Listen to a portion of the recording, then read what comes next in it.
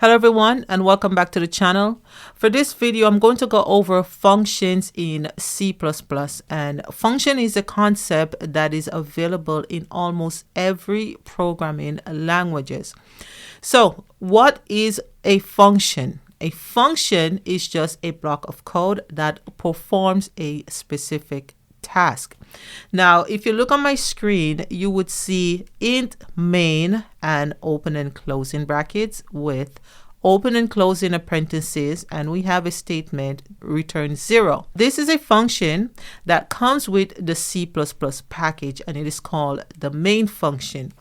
Now, if you look at line number 4, we have the keyword int, or the data type rather, which means the return type. So the main function is expecting to return an integer after the program is finished running. And main is the name of the function, and the open and closing brackets, that's called your parameter, or where you're going to put your parameter list. Now, if I go ahead and I build this solution and I run it, you would see exited with code 0. Now, the 0 is the integer or the return value. Now, if I close my screen and I go over here and I put, instead of 0, I put 1, and then I'm going to build and run again. Now you see that the exit code is 1. So that's just the integer value that's being returned to the main function. Now you can go ahead and write your own function. To write a function, you have to write the data type if you want your function to return some type of value. And if you do not want your function to return any type of value, for example, when you're writing a menu or when you're writing some type of display function, you usually don't return anything. So you can go ahead and use the void keyword. So I can say void, and void means that you're not expecting anything to be returned from that function. And then you have to give your function a name, just like how we have the main function. You have to give your function a name as well. So our function is going to call display, and then we're going to use the open and closing brackets, and the open and closing brackets, as I said before, is your parameter. After the open and closing brackets, you're going to write the open and closing curly brackets, and inside of the open and closing curly brackets, that's where you're going to write the body of your function. So this function is just going to be a very simple function. We're just going to print some message to the screen. So I'm going to say cout, this is the display function. If you want to use this function, you have to call the function or invoke it. And to call a function or invoke a function, you're just going to write the function name. In our case, our function name is display. And then you're going to use the open and closing brackets to let the main function know that you're calling a display function. The open and closing brackets in C++ is the syntax for function. So anytime main sees the open and closing brackets, it knows that this is a function. It have to look for the function definition somewhere inside of your program. So I'm going to go ahead and build the solution, and then I'm going to run it, and we get the result back from the function. What would happen if I remove the open and closing brackets? If you look at the bottom of my screen, it says no issue found. So this does not raise any type of error to the compiler. Now let's go ahead and build the solution, and let's run it. We should not get back anything from our code. Our program came back empty. Now, the reason why our program came back empty, because main does not see this as a function, so it will not look for any type of definition anywhere for display. And also, we do not have any errors. So those are the things you have to look out for when you're programming. Those are simple things that can break your code, and the compiler does not pick it up at all. So if we want to display the message in our display function, we must denote it with the open and closing bracket. So we have our display function, and we called the display function inside of main. Now, for the main function, you cannot call this function anywhere in your program. The main function is not a member of any class. There are some stipulations when it comes to functions in C++. You cannot have nested functions. For example, let's say I want this function to increment by 1. So I'm going to call this function add1, and inside of the parameter list, I'm going to declare an integer called x, and I'm going to have my open and closing curly brackets. In C++, there is something called nested. A nested just means that you put something inside of something else. For example, if you have an if statement, you would have the main if statements, and then you would have mini blocks of if statements inside of the main if statement or the bigger if statement. That's nested ifs. You also can have nested while loops and nested do while loops. So you can have nested concepts in your program. However, when it comes to function, you cannot have nested functions. You can only call a function inside of another function. So right away we see that we have one error, and if we look here, it's saying that expected a semicolon. So what this means that it's expecting you to call this function, not create another function. So to call a function inside of another function, we just have to put the semicolon, and we have to remove the open and closing curly brackets. And when we remove this, we also have to remove the return type. So we call this function same way as how we call the function in the main function. So we're going to go ahead and remove the int statement, and we're going to get an error saying that the add1 function is not defined.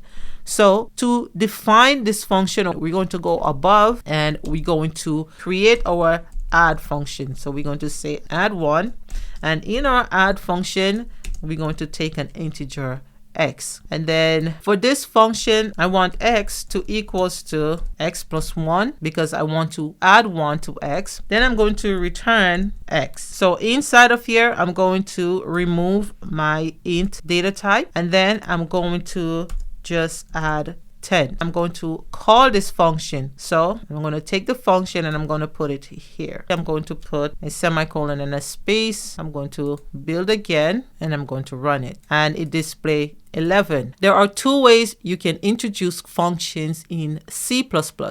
You can introduce functions by a function declaration, or you can introduce function by a function definition.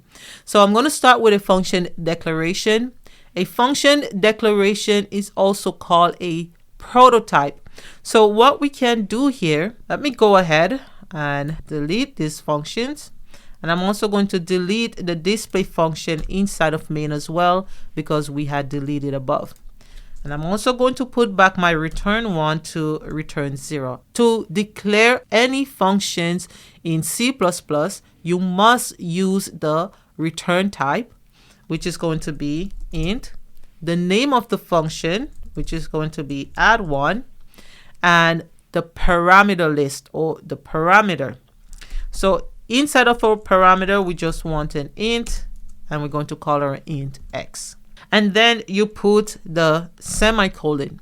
So for a function declaration, you must end it with a semicolon. So C++ is a programming language that is top down, and top down means that the code run from line 1 goes all the way down to the ending of your program. So let's go ahead and define the function in the bottom of main. So I can come here and say int add1, and inside of add1 I still have my integer x, and inside here I just want to return x equals to x plus 1, and that should just add one number or increment my value by 1. I'm just going to return x. Now inside of main, I'm going to call my function. I'm going to declare a number, and I'm going to call it num, and I'm going to assign num to the value 20. And inside of my add one function, I'm just going to put the num variable. So cout add by one function, build and run. We should get back the value 21, and we have our value 21.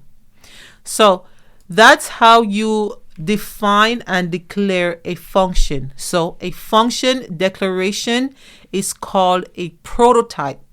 So a prototype means we're just declaring a function somewhere above main, and we're going to define that function somewhere else at the bottom. Main is the only function that runs. That's why you have to call your function inside of main. If you do not call your function inside of main, the function will not be executed. So for example, if I remove the add one function and I run the program, I would just get back add by one function. So I'm going to run it, and you see here we only have add by one function. So you must call your function inside of main. The next thing we're going to look at with function is function parameter. We can pass information to our function by using a parameter list. Just like how we had the add one function, our parameter list was X, and inside of main, we passed information through the parameter list with the num variable, and the num variable holds the value 20. So that's how you can pass information through your function. You can have any amount of parameter lists as you want. However, you must use commas to separate the list. So for example, if I have int x and I'm going to declare another variable called int y. So in the bottom here, I'm going to add the variable y, and I'm going to declare another variable, and I'm going to call this variable z, and z now is going to equals to x plus y. Instead of making my function return x, now my function is just going to return z, right? So z is the sum of x and y. So I'm going to go back up into main, and I'm going to say num and num2, and I'm going to declare num2 as an integer as well, and I'm going to call it num2, and I'm going to assign num2 to the value of 10. So I'm going to go ahead and build my solution, and I'm going to run it. I should get back the sum of 10 and 20. So this is called function parameter list. And with function parameter list, you have formal parameter and you also have actual parameter. Now, if I do this, if I go ahead and I say in here, int x is equals to 25 and int y is equals to 25, then what I can do inside of here, I can delete these two variables and I can just pass in the function with no parameter list inside of the brackets. Now I can go ahead and build a solution, and now I'm going to run it, and you see we get back the result 50. If you pass the actual value inside of the parameter list, when you call it, you can call the function with an empty parameter list. And then you also have the formal way, which we saw before, where we just declared some variables, and inside of the main function we pass the values to the variable. Now the variables inside of the parameter or inside of your function is only visible inside of that function scope itself. So if I go ahead and I change this to A and I change this to B, so I can go ahead and say A and change Y to B, my function will still operate the same. Any variable you declare inside of a function is only visible to that function, and that is called a function scope. So if I go ahead and build the solution and then I run it, I will still get back the same results, right? Add by one function and the value 50. So the variable names have nothing to do with the outcome of the program. So beyond the formal and the actual parameters, we have pass by value and pass by reference. With pass by value, a copy of the data is being passed, not the actual data itself. So if you update or do anything to that value, the actual value will not be affected. Pass by reference means you pass the actual value. You are working on the actual value. So you have access to the address where that variable is located, and you're working on or you changing the value in that address when you pass by reference. Let's delete the variables inside of this function parameter list. So I'm going to have a simple int x, and then I'm going to delete int y. And here I'm just going to say x now is going to equals to x plus 1. We're still going to add 1 to our variable or to the value. And now we want to return x. So here now we are expecting to pass some type of value in the parameter list. So let's go above and we're going to declare a variable called a, and we're going to assign a to the value 5. Inside of our main function, let's just put main function. Let's also print the variable a. Instead of returning an int, we're just going to return void. And up here, let's change this to void as well. And we do not want any return type. Instead of returning a value, we're just going to print a statement. And the statement will say inside add one function. And instead of the add one function, we want to print the value of x. So let's go ahead and build. And you see inside of add one function is 6. And then inside of the main function, we have 5. We pass a copy of the value instead of the original value itself. So if I go ahead and I change this now to 10 and build and run, we have 10 that we changed it to, and we have 11 because we just added one more to it. Remember when I say C is top down, so it meets this value first, then it meets this, so it manipulated the data. Now when it reached to the next value, if it was passed by reference, the value would have changed because it would have worked on the original value. But instead we passed by value, so it only worked on the copy. So this will still print 10. Now to pass by reference, all we have to do is put the ampersand. And in the bottom here, we're going to put the ampersand as well. So now watch when we print the data. So let's build and run. So you see now it's changed the value. Instead of passing, because remember before it passed 10 and 11, now it changed the data at the address. So now it's passing 11 and 11. So that's the difference between pass by value and pass by reference. The next concept of functions in C++ is function overloading. And function overloading is when you have more than one functions with the exact same name, just the parameter list is different. So I'm going to create 2 new functions with the same name. The first function I'm going to create is going to bring back a character, and I'm going to call this function grade. I want a character, and I'm going to call my variable underscore grade. And inside of this function, I'm just going to return grade. So that's all for this function. And I'm going to create a second function which is going to be double, and I'm going to call the function the exact same name as the first function. But I'm going to return a double to this function, and I'm also going to call this function grade.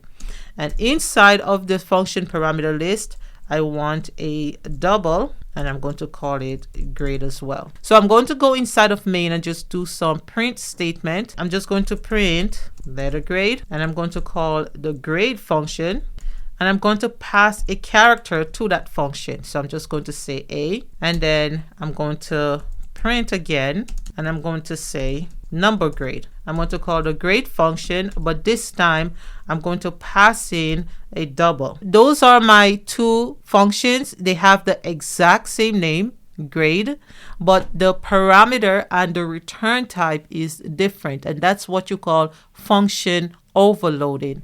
So if I go ahead and I build the solution and run it, you would see I have the result, letter grade A and number grade 90.8. So with function overloading, you can also have the same return type as long as the parameter lists are different. The next thing I'm going to look at for functions is function templates, and function templates just a blueprint or a generic form of creating functions. So for example, let's say we have a function and you want to add two ints together. So for example, I can say int sum, and this is just going to return for me 20 plus 30. And then I have another function. I'm going to call it sum double, and I'm going to return 20.2 plus 20.4. So in here, I'm just going to print the sum added, and I'm going to call my sum function. And here I'm going to also print the sum added double, and I'm going to call the sum double function. I have my two function. They're doing the exact same thing. They just add in two numbers together. However, one is returning a double and the other is returning an integer. So if I go ahead and I run the program, you would see my added sum, which is my added function, and my sum function to add double. So it's doing the exact same task. It's just adding. So instead of writing two different code to complete this task, you can just write a template. Now, to write a template in C++, you have to use the keyword template, and then you have the angle bracket, and inside of the angle bracket, we're going to write type name T. T is a user-defined type, so this can be anything. You can write whatever, but when it comes to C++, for conventional reasons, most developers use T to denote it's a template, but you can use whatever letter that you prefer. So we're just going to use T for type name or template. T now is generic. It can do whatever computation on any data type. So T can be an integer, a double, a float, a string, or any other data types in C++. So now we have that. We can come down here now and we can say T add, and in our parameter list, we're going to declare another variable T. We're going to call this one A. And we want another variable T, and we're going to call this one B.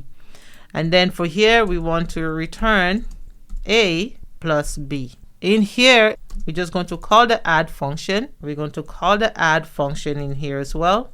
So I'm going to declare some variables. So I'm going to say int x is equals to 10. And then I'm going to say y is equals to 20. And then I'm going to declare a set of doubles, and I'm going to say A is now going to equals to 25.5, and B is going to equals to 25.6.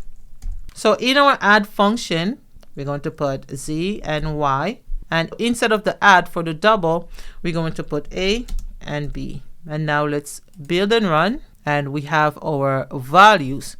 So we are doing that with one function, and this is called function template in C++.